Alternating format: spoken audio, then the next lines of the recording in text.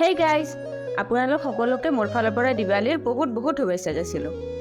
আজি দিৱালী যিহেতু কলগছত ছাতি নজ্বলাইকৈনো কেনেকৈ থাকোঁ, সেয়েহে বোলো পাপা আৰু মাক ঘৰৰ পিছপিনে থকা পুখুৰীৰ পাৰত কলগছৰ জপি কাটিবলৈ আহিলোঁ।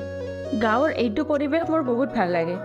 দিনত কলগছ ফুটা আৰু সন্ধিয়া হ'লে এই কলগছ জুপিত চাকি জ্বলোৱাটো। এইবাৰ বাৰু এটা মই নতুন বস্তু কৰিলোঁ। এই যে কাঁচৰ বাটিত পানী আৰু তেল দি চাকি জ্বলাই, এই হেকটো মই প্ৰায়ে দেখি থাকোঁ, কিন্তু এইবাৰ মই ভাবিলোঁ কৰিয়ে দিওঁ বাৰু, কেনেকুৱা লাগে মইনো চাওঁ।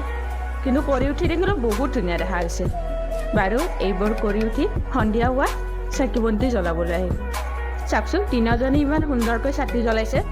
মই বাৰু ইহঁতৰ ফটোগ্ৰাফাৰ হয়।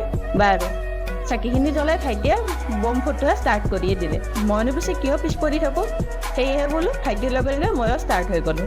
আমাক দিয়কে দেখি মা আৰু পাপায়ো কিন্তু পিছ পৰি থকা নাই। দুয়োজনে আহি পূৰা ফুলজাৰি আৰু বম ফুটাইছে।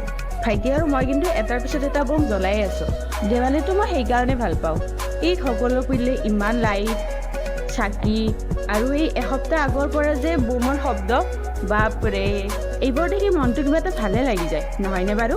চাওকচোন এই দুয়োজনকে ঘৰৰ সন্মুখত বম ফুটাই ফুটাই দুয়োৰে হেঁপাহ নপলাই এইবাৰ আৰু গ'ল ঘৰৰ পিছপিনে বম ফুটাবলৈকে। কিন্তু বমটো জ্বলাই আৰু ভয় নকৰাকৈ থকা নাই।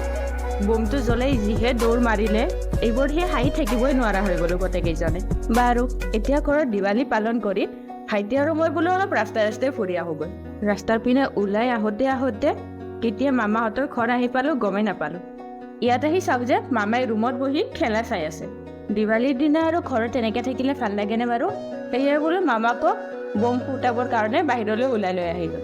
ওলাই আনি মামাহঁতৰ ভাইটিকেইজনৰ লগতো ইয়াত বম ফুটা আৰু ফুলজাৰি জ্বলোৱা ষ্টাৰ্ট কৰি দিলোঁ।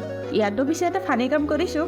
কি জানে, আমি বোলো বমটো জ্বলাই মাটিত থৈ তাৰে ওপৰত ঢাকনি এখন দি থৈ দিছোঁ। আৰু ইয়াৰ পিছত যিহে ঢাকনিলৈ ঢাকনিখন উৰি গ'ল, বাপৰে, কিন্তু সেইটোৰ মজা এটা বেলেগে ন। বাৰু এইবোৰ কৰি উঠি ঘৰলৈ বুলি ৰাওনা হ'লোঁ। Bye bye.